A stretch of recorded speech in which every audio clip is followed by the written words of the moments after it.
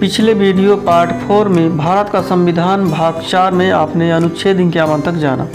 अगर आपने पिछले वीडियो नहीं देखे तो लिंक डिस्क्रिप्शन में दी गई है, जाकर देख लें। इस वीडियो में भाग 5 अध्याय 1 अनुच्छेद 52 से 62 तक राष्ट्रपति के बारे में जानेंगे। तो चलिए वक्त बिना बर्बाद किए शुरू करते हैं। भाग 5 संघ अध्याय 1 कार्यपालिका। राष्ट्रपति। अनुच्छेद 52 भारत का राष्ट्रपति। भारत का एक राष्ट्रपति होगा। अनुच्छेद 53 संघ की कार्यपालिका शक्ति। 1 संघ की कार्यपालिका शक्ति राष्ट्रपति में निहित होगी और वह इसका प्रयोग इस संविधान के अनुसार स्वयं या अपने अधीनस्थ अधिकारियों के द्वारा करेगा। 2 पूर्वगामी उपबंध की व्यापकता पर प्रतिकूल प्रभाव डाले बिना संघ के रक्षा बलों का सर्वोच्च समादेश राष्ट्रपति में निहित होगा और उसका प्रयोग विधि द्वारा विनियमित होगा। 3 इस अनुच्छेद को कोई बात का किसी विद्यमान विधि द्वारा किसी राज्य की सरकार या अन्य प्राधिकारी को प्रदान किए गए कृत्य राष्ट्रपति को अंतरित करने वाली नहीं समझी जाएगी। या ख राष्ट्रपति से भिन्न अन्य प्राधिकारियों को विधि द्वारा कृत्य प्रदान करने से संसद को निवारित नहीं करेगी। अनुच्छेद 54 राष्ट्रपति का निर्वाचन। राष्ट्रपति का निर्वाचन ऐसे निर्वाचक गण के सदस्य करेंगे जिसमें का संसद के दोनों सदनों के निर्वाचित सदस्य और खा राज्यों की विधानसभाओं के निर्वाचित सदस्य होंगे। स्पष्टीकरण। इस अनुच्छेद और अनुच्छेद 55 में राज्य के अंतर्गत दिल्ली राष्ट्रीय राजधानी राज्य क्षेत्र और पांडिचेरी संघ राज्य क्षेत्र हैं। अनुच्छेद 55 राष्ट्रपति के निर्वाचन की रीति। 1 जहां तक साध्य हो राष्ट्रपति के निर्वाचन में भिन्न भिन्न राज्यों की प्रतिनिधित्व के मापवान में एक रूपता होगी। 2 राज्यों में आपस में ऐसी एक रूपता तथा समस्त राज्यों और संघ में समतुल्यता प्राप्त कराने के लिए संसद और प्रत्येक राज्य की विधानसभा का प्रत्येक निर्वाचित सदस्य ऐसे निर्वाचन में जितने मत देने का हकदार है उनकी संख्या निम्नलिखित रीति से अवधारित की जाएगी। अर्थात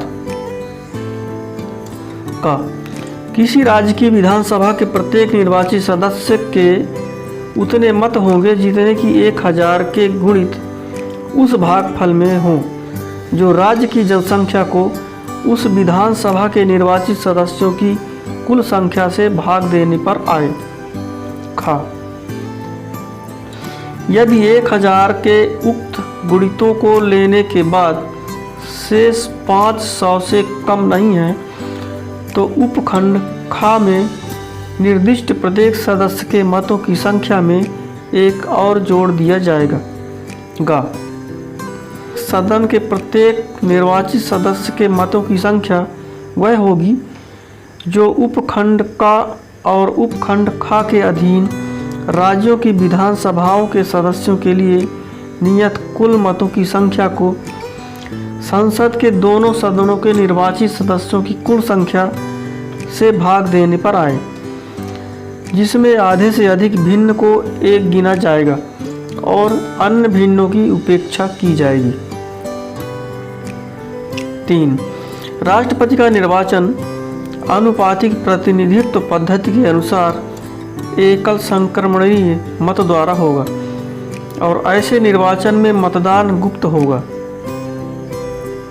स्पष्टीकरण। इस अनुच्छेद में जनसंख्या पद से ऐसी अंतिम पूर्ववर्ती जनगणना में अभिनिश्चित की गई है जनसंख्या अभिप्रेत है जिसके सुसंगत आंकड़े प्रकाशित हो गए हैं, परंतु इस स्पष्टीकरण में अंतिम पूर्ववर्ती जनगणना की प्रति जिसके सुसंगत आंकड़े प्रकाशित हो गए हैं, निर्देश का जब तक सन 2026 के पश्चात की गई पहली जनगणना के सुसंगत आंकड़े प्रकाशित नहीं हो जाते हैं, यह अर्थ लगाया जाएगा वह 1971 की जनगणना के प्रति निर्देश है। अनुच्छेद 56 राष्ट्रपति की पदावधि। 1. राष्ट्रपति अपने पद ग्रहण करने की तारीख से 5 वर्ष की अवधि तक पद धारण करेगा, परंतु क. राष्ट्रपति उपराष्ट्रपति को संबोधित अपने हस्ताक्षर सहित लेख द्वारा अपना पद त्याग सकेगा। ख. संविधान का अतिक्रमण करने पर राष्ट्रपति को अनुच्छेद 61 में उपबंधित रीति से चलाए गए महाभियोग द्वारा पद से हटाया जा सकेगा। ग. राष्ट्रपति अपने पद की अवधि समाप्त हो जाने पर भी तब तक पद धारण करता रहेगा जब तक उसका उत्तराधिकारी अपना पद ग्रहण नहीं कर लेता है। 2. खंड 1 के परंतु के खंड का के अधीन उपराष्ट्रपति को संबोधित त्याग पत्र की सूचना उसके द्वारा लोकसभा के अध्यक्ष को तुरंत दी जाएगी। अनुच्छेद 57 पुनर्निर्वाचन के लिए पात्रता। कोई व्यक्ति जो राष्ट्रपति के रूप में पद धारण करता है या कर चुका है, इस संविधान के अन्य उपबंधों के अधीन रहते हुए उस पद के लिए पुनर्निर्वाचन का पात्र होगा। अनुच्छेद 58 राष्ट्रपति निर्वाचित होने के लिए अर्हताएं। 1. कोई व्यक्ति राष्ट्रपति निर्वाचित होने का पात्र तभी होगा जब वह का भारत का नागरिक है, ख 35 वर्ष की आयु पूरी कर चुका है और ग लोकसभा का सदस्य निर्वाचित होने के लिए अर्हित है। 2. कोई व्यक्ति जो भारत सरकार के या किसी राज्य की सरकार के अधीन अथवा उक्त सरकारों में से किसी के नियंत्रण में किसी स्थानीय या अन्य प्राधिकारी के अधीन कोई लाभ का पद धारण करता है, राष्ट्रपति निर्वाचित होने का पात्र नहीं होगा। स्पष्टीकरण। इस अनुच्छेद के प्रयोजन के लिए कोई व्यक्ति केवल इस कारण कोई लाभ का पद धारण करने वाला नहीं समझा जाएगा कि वह संघ का राष्ट्रपति या उपराष्ट्रपति या किसी राज्य का राज्यपाल है अथवा संघ का या किसी राज्य का मंत्री है। अनुच्छेद 59 राष्ट्रपति पद के लिए शर्तें। 1. राष्ट्रपति संसद के किसी सदन का या किसी राज्य के विधानमंडल के किसी सदन का सदस्य नहीं होगा, और यदि संसद के किसी सदन का या किसी राज्य के विधानमंडल के किसी सदन का कोई सदस्य राष्ट्रपति निर्वाचित हो जाता है तो यह समझा जाएगा कि उसने उस सदन में अपना स्थान राष्ट्रपति के रूप में अपने पद ग्रहण की तारीख से रिक्त कर दिया है। 2. राष्ट्रपति अन्य कोई लाभ का पद धारण नहीं करेगा। 3.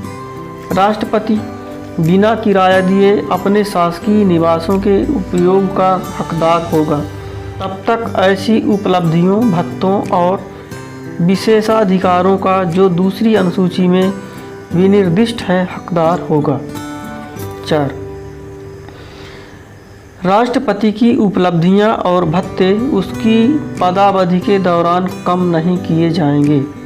अनुच्छेद 60 राष्ट्रपति द्वारा शपथ या प्रतिज्ञान।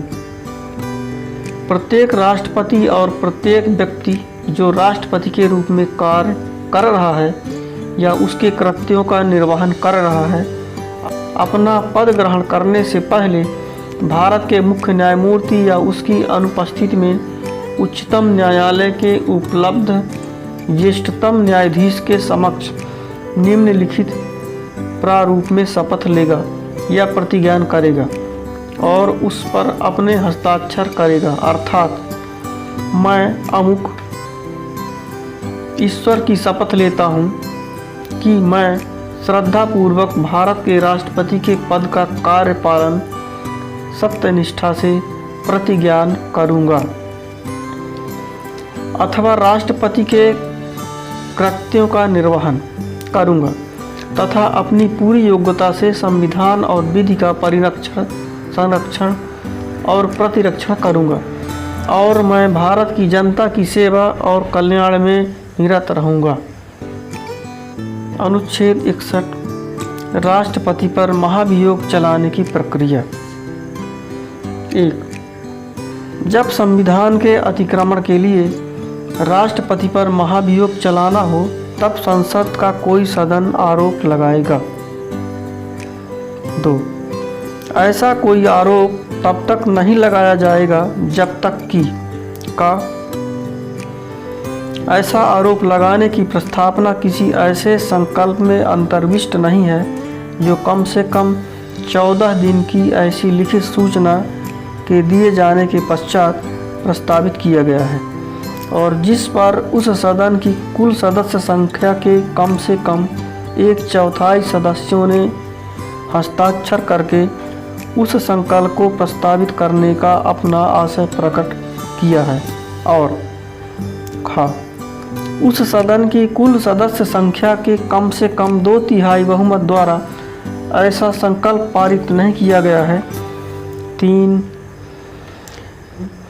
जब आरोप संसद के किसी सदन द्वारा इस प्रकार लगाया गया है तब दूसरा सदन उस आरोप का अन्वेषण करेगा या कराएगा और ऐसे अन्वेषण में उपस्थित होने का तथा अपना प्रतिनिधित्व कराने का राष्ट्रपति को अधिकार होगा।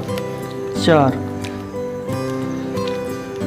यदि अन्वेषण के परिणाम स्वरूप यह घोषित करने वाला संकल्प कि राष्ट्रपति के विरुद्ध लगाया गया आरोप सिद्ध हो गया है, आरोप का अन्वेषण करने या कराने वाले सदन की कुल सदस्य संख्या के कम से कम 2/3 बहुमत द्वारा पारित कर दिया जाता है तो ऐसे संकल्प का प्रभाव उसके इस प्रकार पारित किए जाने की तारीख से राष्ट्रपति को पद से हटाना होगा।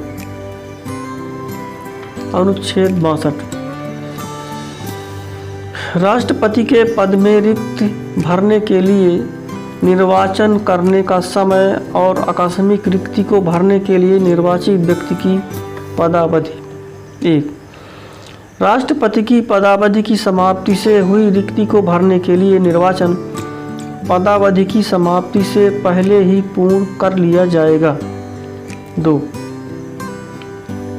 राष्ट्रपति की मृत्यु, पद त्याग या पद से हटाए जाने या अन्य कारण से हुई उसके पद में रिक्ति को भरने के लिए निर्वाचन रिक्ति होने की तारीख के पश्चात यथाशीघ्र और प्रत्येक दशा में 6 मास बीतने से पहले किया जाएगा और रिक्ति को भरने के लिए निर्वाचित व्यक्ति अनुच्छेद 56 के उपबंधों के अधीन रहते हुए अपने पद ग्रहण की तारीख से 5 वर्ष की पूरी अवधि तक पद धारण करने का हकदार होगा।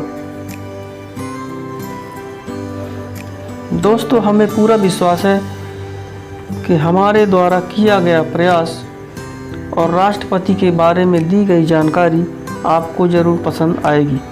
वीडियो पसंद आया हो तो लाइक और शेयर ज़रूर करें और हमेशा की तरह मैं बोलूँगा कि अगर चैनल में आप नए हैं तो सब्सक्राइब कर लें, बगल वाली घंटी को प्रेस करके ऑल पर कर दें ताकि जब भी मैं कोई वीडियो अपलोड करूं तो सबसे पहले आप तक पहुंचे। धन्यवाद, मिलते हैं अगले वीडियो में।